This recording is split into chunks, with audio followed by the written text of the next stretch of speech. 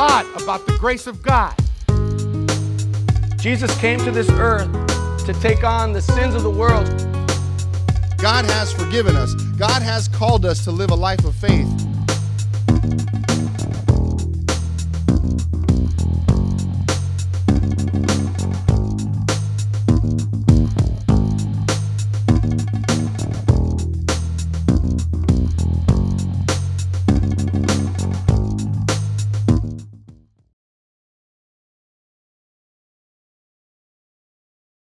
Hechos capítulo 6. Muy apropiado este pasaje a lo que acaba de acontecer. Como van a notar, en la Sagrada Escritura, la palabra de Dios, o también le llamamos el canon,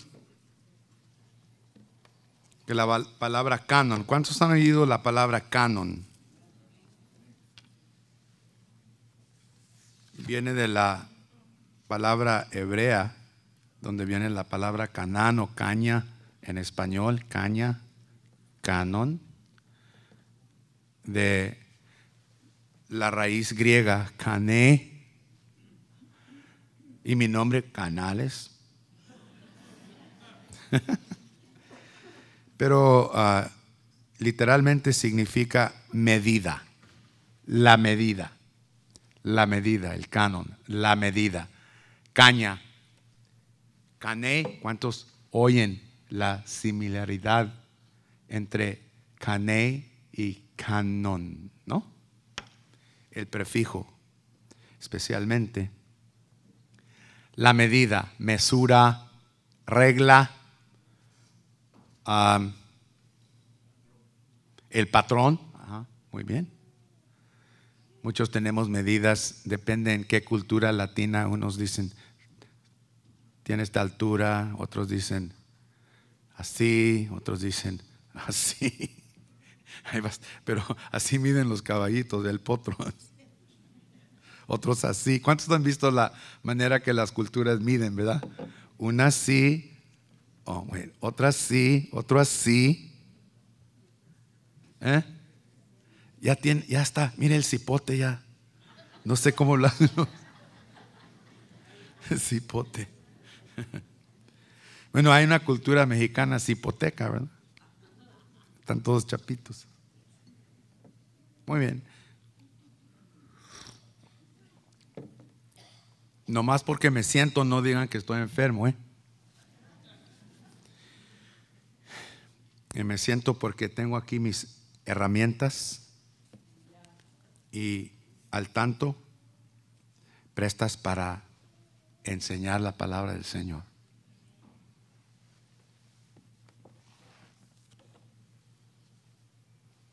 Dice así el capítulo 6 del libro de los Hechos. Cuando lo tengan, digan amén.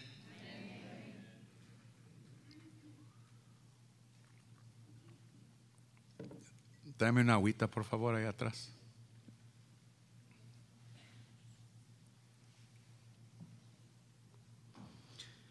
En aquellos días, creciendo el número de los discípulos, hubo murmuración, o en otras palabras, chismes. Chismes de los griegos contra los hebreos.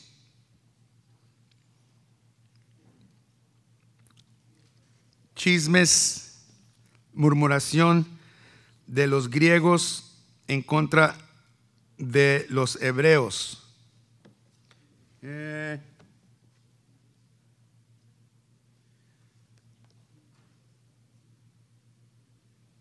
Algunos argumentan que cuando dice griegos se está refiriendo a gente de la cultura griega, pero también se puede entender la palabra heleniston. Grecia se llamaba Helenes, la literatura helénica, por Helena, del mito de uno de sus grandes poetas. le llamaron Helenes a Grecia. Así es que cuando dice el texto griego heleniston, puede significar dos cosas. Una, que se está refiriendo a gente griega. Otra, algo helenizado, no es necesariamente griego, sino que puede ser algo que ha sido tocado por la cultura griega. Sí, pues podemos ver que es posible que eran judíos helenizados, o sea, judíos de Grecia. ¿Me entienden? Cuando dice el texto, hubo murmuración de los griegos contra los hebreos de que sus viudas eran menospreciadas en el ministerio cotidiano. Muy bien. Dice Jerónimo en el texto latino, Graecorum adversus Hebraios. O sea, Graecorum significa griegos o gente de Grecia. No necesariamente griegos, pudieran haber sido aquellas personas que llegaron al Pentecostés, porque dice que llegaron de todas partes del mundo en el capítulo 2 de Hechos, ¿se acuerdan? Muchas naciones. Entonces, ¿y cuáles gentes llegaron?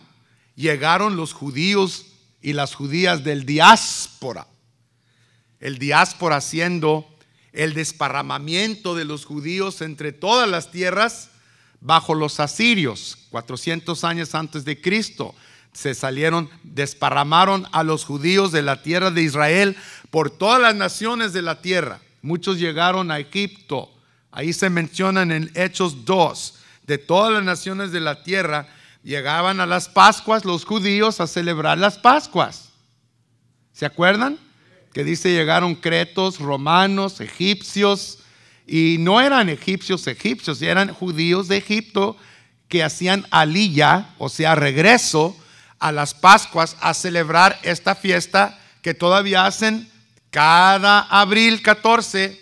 Llegan de la Rusia, México, llegan de Monterrey, como mi socio Isaías Guajardo, los judíos de Monterrey. Y perdón, ya no voy a entrar a ese estereotipo de faccionomía.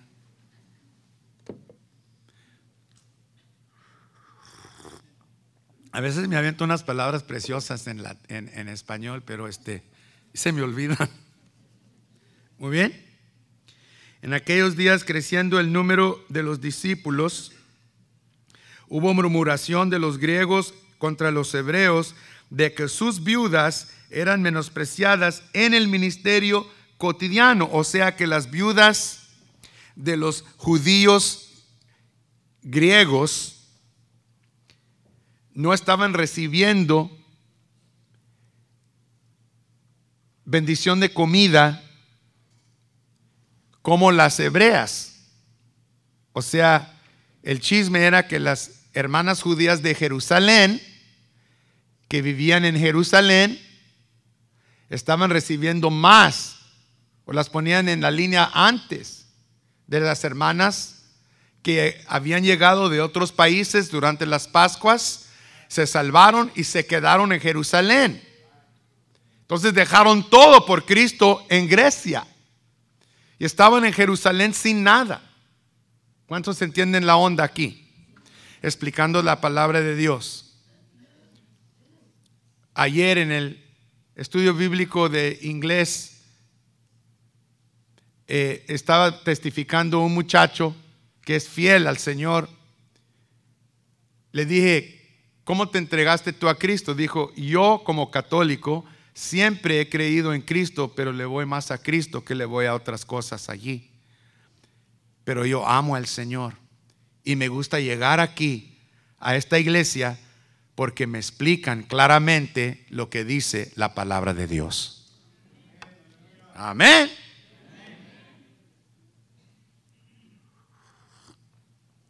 Yo no le dije, bueno, ¿te hincaste? ¿Lloraste? ¿Qué sentiste? ¿De qué te arrepentiste? Yo le dije, estás bienvenido, hermano, si eres partidario tú de la segunda persona de la Sagrada Trinidad. a ese le voy yo también. Dígame alguien. No se me porten muy protestantes, Yo ya sé que todavía para la cuaresma comen nopales con camarón. Hipócritas. O sea, los han sacado de la iglesia católica, pero no se han sacado del corazón. Así que los 12, escuchen esa palabra. ¿Qué dice los cuántos? Los 12. Era la primera frase usada para el cuerpo timón de doctrina. Era el primer cuerpo al cual Cristo les entregó su doctrina del reino de los cielos. Ellos eran los primeros, los 12. ¿Sí? Cuando uno oye los 12, oye sana doctrina, que camina por las aulas de la historia hasta el fin de la historia. El llamado apostólico es de cargar la palabra de Jehová de salvación y arrepentimiento y perdón, nítida, impecable, hasta el día que Cristo venga. Por eso el llamado ahora de César es un llamado de un varón que va a estar cuidando y protegiendo la doctrina sana y pura que nos entregó Cristo, que recibieron los apóstoles y que la van entregando generación tras generación hasta el día que Dios venga otra vez, para entregarle a Él una iglesia nítida y pura, inmácula del pecado. ¿Me entienden? Es trabajo mío. No, mi hijo, no ande con esas cosas aquí. Aquí no andamos con eso. Pero no, sí, en mi iglesia se tapan la cabeza, se sientan las mujeres acá. ¿No dice eso la Biblia? Hay que mandar, hay que ver que la doctrina sea sana. Y tampoco viviendo vidas inmorales.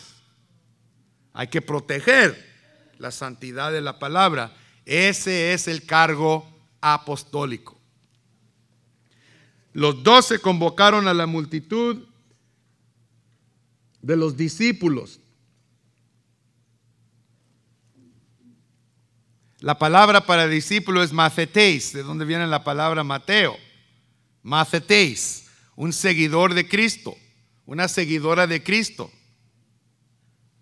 Matheteis. Y dijeron: no es justo que nosotros dejemos la palabra de Dios y sirvamos a las mesas. Buscad pues, hermanos, 7 varones de vosotros de buen testimonio, llenos de Espíritu Santo y de sabiduría, los cuales pongamos en esta obra. Y nosotros persistiremos en la oración y en el ministerio de la palabra. La palabra en griego es logos. Todos digan logos. El logos de Dios. El sentido, la razón de Dios. ¿De dónde viene la palabra logike? Lógica. La razón de Dios. La orden, el orden de Dios. Logos. Palabra. Y plujo el parecer a toda la multitud, y eligieron a Esteban, varón lleno de fe y de Espíritu Santo, y a Felipe. Acuérdense que este mismo Felipe fue el evangelista del capítulo 8. ¿Usted me entiende? El que le predicó al eunuco que venía en carro. Este es Felipe. Ya después de unos 2 años dejó su puesto de servir mesas y llegó a ser un evangelista. Y tan preciosa familia que tenía, que todas sus 7 hijas predicaban la palabra de Jehová. Qué bonito cuando un hijo sigue la vocación de su padre, ¿verdad? Es precioso. Cuando veo yo a Jacob predicar y a Joshua predicar, como que me va a dar un infarto. Yo me muero, yo me voy al cielo. A mí no me importa, ya siguió la palabra. Ya siguió la palabra en la historia con esta otra generación que me sigue. Yo hice mi trabajo, adelante. No sea que me quiera morir todavía. Cuando veo yo a Frank, estoy contento que mi hijo en el Señor sigue la palabra. Isaías, bueno, ya vamos los dos par en par, ¿verdad?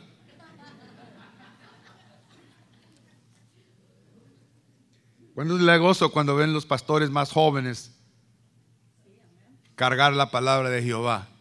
Que se diga que esta palabra, ¿cómo dice ese canto? Esta iglesia no va a parar, esta palabra no va a parar. Y le plujo al pueblo y eligieron a Esteban, varón lleno de ¿qué? Lleno de fe. ¿Cuántos saben lo que es la fe? La fe, ¿usted me entiende? Es creer que para Dios no hay nada imposible. Señor, si tú tienes fe, tú vas a creer que Dios puede cambiar cualquier situación y cualquier alma para su gloria. Si tú tienes fe, dijo Cristo, como el tamaño de un grano de mostaza, tú le dirás a esta montaña, muévete, ¿y qué? Se moverá. Si tú tienes fe, con una piedra puedes tumbar a un gigante. Si tú tienes fe, no hay nada imposible que Dios no pueda cambiar. Si tú tienes fe, ahí tiene Dios ese trabajo que tú estás buscando. Si tú tienes fe, Dios puede cambiar tu familia, tu esposa, tu esposo, tu hija, tu hijo. Dios puede hacer grandes milagros si tú tienes fe. Grandes milagros si tú tienes fe. Dios te puede sanar de cualquier enfermedad si tú tienes fe. Si tú tienes fe como un grano de mostaza, este monte se moverá, se moverá, se moverá. Así es que Esteban tenía fe que todo era posible con Cristo. ¿Verdad? ¿Ya entienden quién es Esteban? Varón lleno de fe y del Espíritu Santo. Poderoso. Y a Felipe, y a Prócoro, y a Nicanor, y a Timón de Lion King, y a Parmenas, y a Nicolás, que algunos dicen después se volvió diabólico, los nicolaitas del libro de Revelación, prosélito de Antioquía. A estos presentaron delante de los apóstoles, los cuales orando les pusieron las manos encima. Alguien diga amén. Parece que el libro de los Hechos se puso en acción aquí esta mañana en la iglesia bajo el poder del Espíritu Santo y la guianza apostólica de los primeros discípulos. Y crecía la palabra del Señor. ¿Qué dice? ¿Decía que se menguaba? No, crecía la palabra del Señor.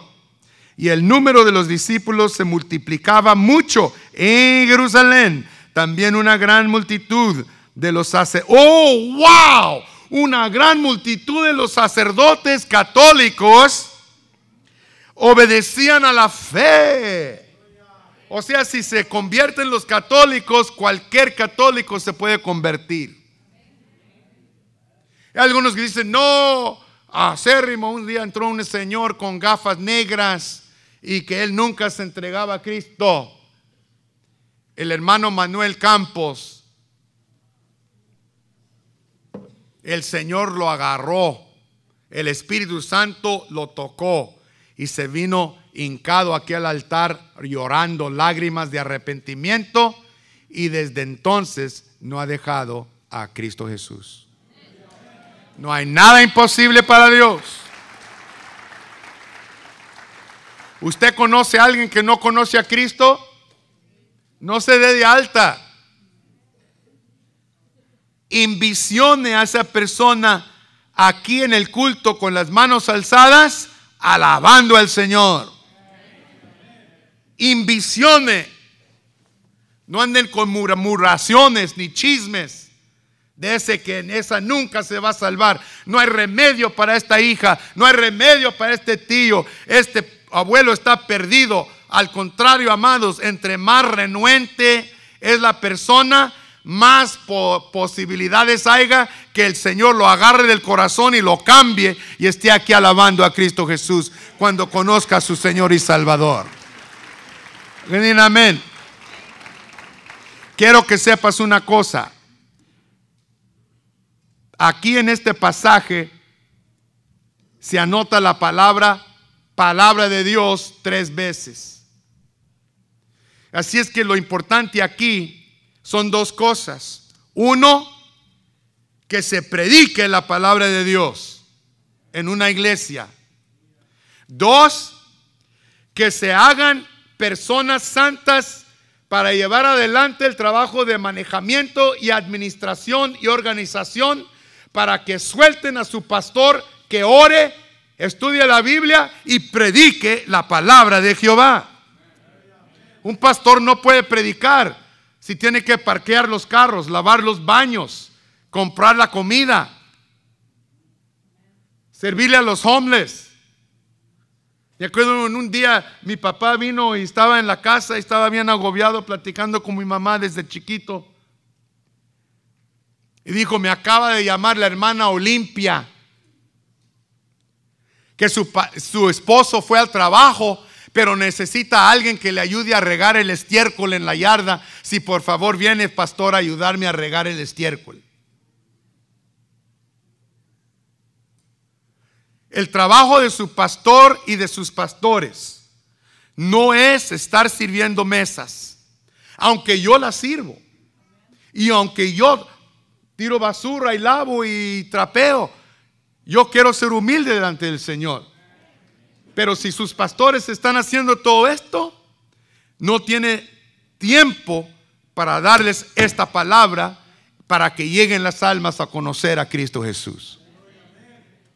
Así es que maestro de VBS, directora del coro, director de familias, director de células, pastor de educación cristiana, ministro de música, ministra del coro, capitán de diáconos, diaconisas, cada uno de ustedes preciosas sentadas allá atrás, que ayudan la casa del Señor, están haciendo un buen trabajo magnífico, porque cuando ustedes hacen eso, le están levantando las manos a Moisés, para que cuando las manos de Moisés estén levantadas, el pueblo de Israel siga triunfante, luchando la batalla en contra del enemigo. Moisés lo llamó Dios de Egipto, sacó a Israel de Egipto por el mar Bermejo. Dios le dio comida en el desierto a Israel.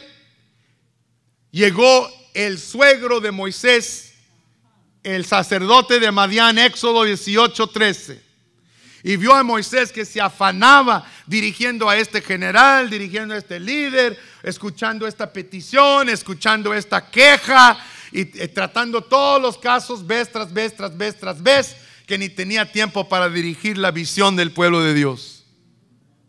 Y el sacerdote de Madián, que no era de su religión, le dijo, ¿qué estás haciendo? Y miren, y su esposa era negra. Qué preciosa la esposa de Moisés. Y aquí tenemos la esposa de nuestro pastor Joshua, que es negra como de Moisés. Dios la guarde y la bendiga. Y si no le gusta a usted la gente negra, salga de esta iglesia, cambie su punto de vista. Aquí no somos racistas. Ya sabemos que racista es el señor Trump. Y a ninguno nos gusta escuchar palabras de que todos los latinos son rapistas. ¿Verdad? Yo me sentí mal y yo no vine de México, pero es mi pueblo. Es mi pueblo. No somos racistas. Ya ese es otro tema. O cambie, no se tiene que ir de la iglesia, cambie. Y el Señor que lo cambie. Si usted no quiere que su hija se case con un negrito que ama al Señor, váyase de aquí. O cambie. o cambie, porque adentro hay una raíz de perjuicio y amargura que no es el Espíritu de Cristo, no es del Señor. No me mire así tampoco. Mire así, yo no le tengo miedo a nadie. Yo no soy así tampoco. Pero que es bonito, amados. Vamos a llegar al tema otra vez. El tema es este. El tema es de función y sustancia, forma y teoría, cimientos y estructura. ¿De qué habla, pastor? De Marta y María. Ese es el gestalt de esta abstracción. Hay fundamento y es la palabra, pero hay estructura que son los ministerios. ¿Para qué edificar el fundamento de la palabra si no se puede sentar una iglesia bien organizada, bien administrada, bien manejada de sus recursos, diezmos y ofrendas, para que el pueblo traiga y el pastor diga: compramos este edificio, necesitamos una carreta de golfeo para security, compremos un autobús que se parquee en Kmart y traiga a los hermanos que no encuentren parqueo para que no se vayan, que haya cookies en VBS y que alguien se los dé a los niños, que haya punch, como dijo Coba esta mañana, y que el punch esté dulce, porque los niños no quieren ir a un VBS que tiene punch amargo. Se van de esa iglesia y vienen a la que tiene azúcar. ¿Cuántos me entienden? Entonces, miren, si ustedes quieren que se predique buena palabra y que escuchemos palabra y que nos llamen, cambie el corazón y edifique el alma, acercarnos más a Cristo, su pastor tiene que tener tiempo. Sus pastores tienen que tener tiempo para orar, porque la oración es la chispa de la gasolina. Cuando tiene tiempo de orar el pastor y abre la palabra y escudriña y la predica, hay una explosión en el alma del oyente. ¿Usted me entiende? ¡Boom! ¿Y qué pasa? Dice, y la iglesia, la palabra creció y se multiplicó. ¿Ustedes me entienden? Y el Señor añadió a la iglesia todos los que debían de ser salvos. Cada 5 veces en el libro de Hechos, Lucas usa esa frase, y la iglesia creció y se multiplicó. Y el Señor agregó a su cuerpo todos los que habían de ser. Mira, tú que le has entregado tu vida a Cristo de nueva, Dios la tenía planeado, que tú llegues a ser parte del reino de Dios y que Cristo viva en tu corazón. Pero no podía pasar si no tenemos células. Y no puede pasar si un pastor no dice: ok, hermano César, ahora usted está encargado. Necesitamos institutos para entriñar a la gente. Ok, Pastor Isaías, Frank, ustedes son parte de ese labor para Cristo. ¿Qué pasa pues?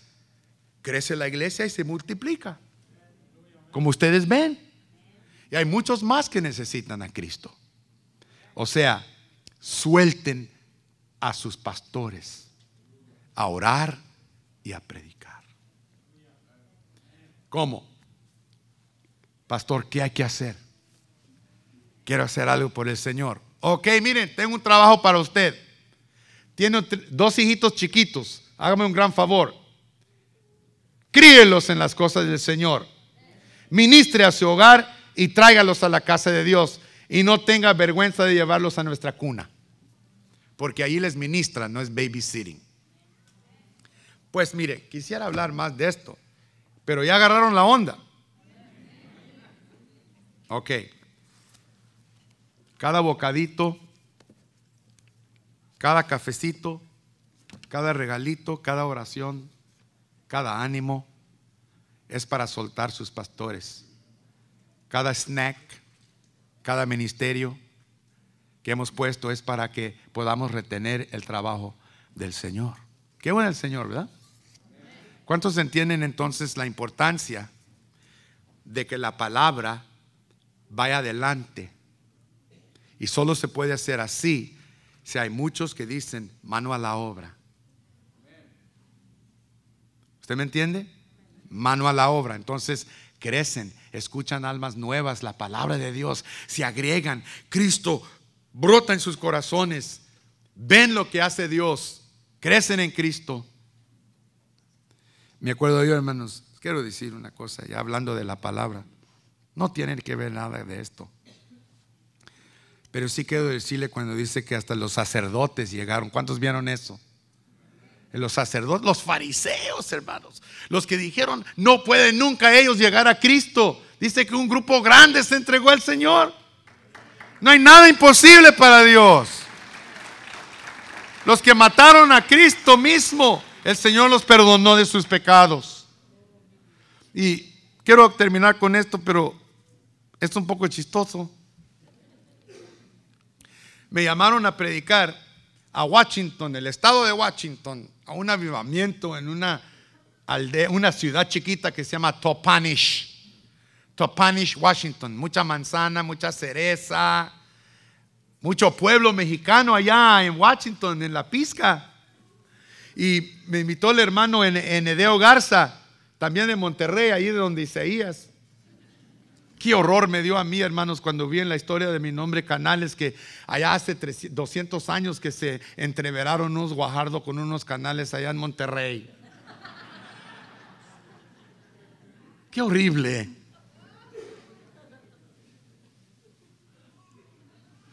Fíjense nomás, yo fui a predicar a esa iglesia y me dijo Enedeo, el pastor de la iglesia de Topanes, y me dijo, mire, doctor Canales, lo invitamos a predicar la cruzada en el teatro de Topanes. Dije, muy bien, está bien. No me impresionó, pero dije, qué bonito que él impresiona y yo estoy dispuesto para predicar palabra de Dios, donde quiera. Yo no tengo miedo, soy muy bocón.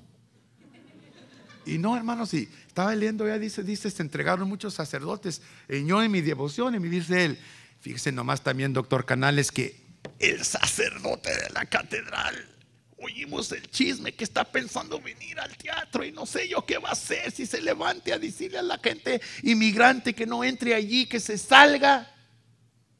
No sé qué va a pasar, pero hay un murmuro, un chisme de que él va a llegar. Dije, gloria a Dios, puede ser que se salve. Decía pensar así como Cantinflas, puede ser que sí se salve. Entonces, hermanos, llegamos al teatro y estaba lleno el teatrito, ni grande estaba como aquí estaba, y tenía un balcón allá arriba, bien viejo, 1901. Están llegando los gringos, un momento. Entonces, y cantaron bien bonito, estaba tupido así de la gente, mucha gente allí, de la pizca, latina sencilla, gente sencilla, ¿verdad? Como nosotros aquí, bien humilde, No se rían, ¿ven? ¿Verdad? No se olvide de dónde vino. Yo tampoco me olvido. Pero miren lo que pasó. Estaba yo en la plataforma allí, en el stage, allí las luces y todo bien bonito, los cantos preciosos, cuando de repente, hermanos, ahí en medio del grupo, de la audiencia, estaba el sacerdote. My God, con collar blanco y todo de la camisa negra. Y dije, oh my God, qué bueno. Y como que me dio sustito, ¿verdad? Porque ya usted sabe que cuando uno se sale de la parroquia ya no lo quieren. Pero yo me salgo de donde quiera, donde Cristo no está vivo. Yo me salgo de allí si no está vivo Cristo. Y aquí todos vinimos de esa iglesia. ¿Por qué? No porque la aborrecemos, sino porque aquí llegamos a conocer a Cristo.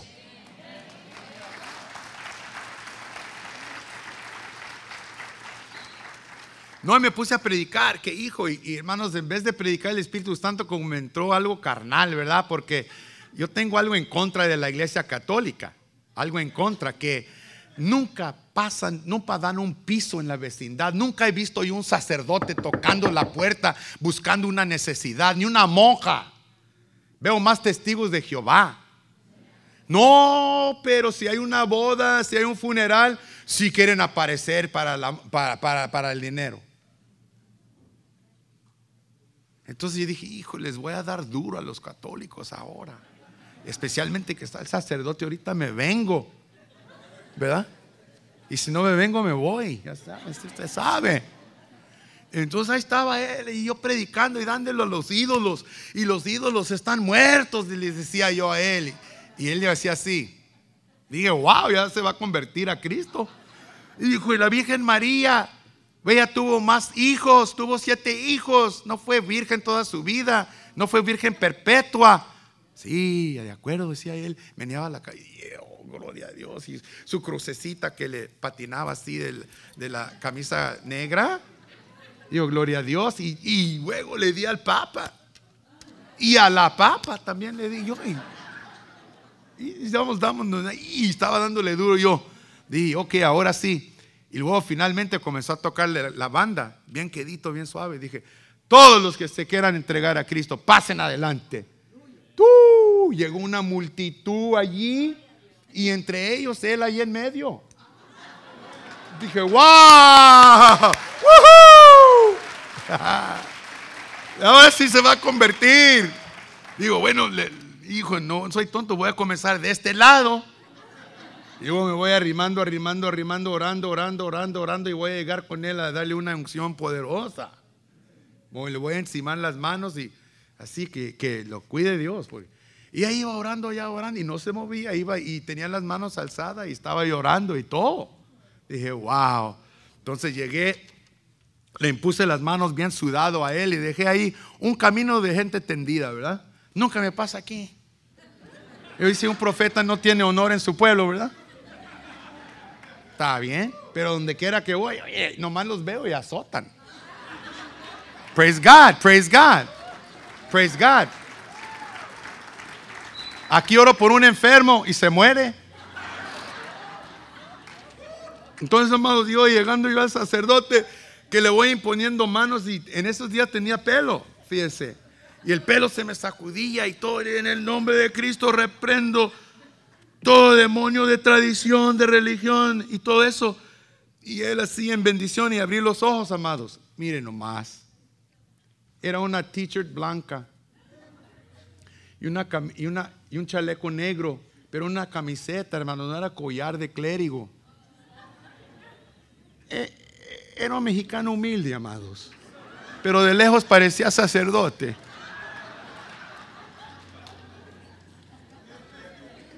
No sé por qué dije eso, pero nomás para decir que muchos se convirtieron de los sacerdotes y solo para decir que cuando uno ama a Cristo y sigue a Cristo y predica la palabra, no hay nada difícil para Dios. Así es que conoce a alguien que no se ha arrepentido, no lo echa a un lado. Esa persona se va a entregar a Cristo tarde que temprano.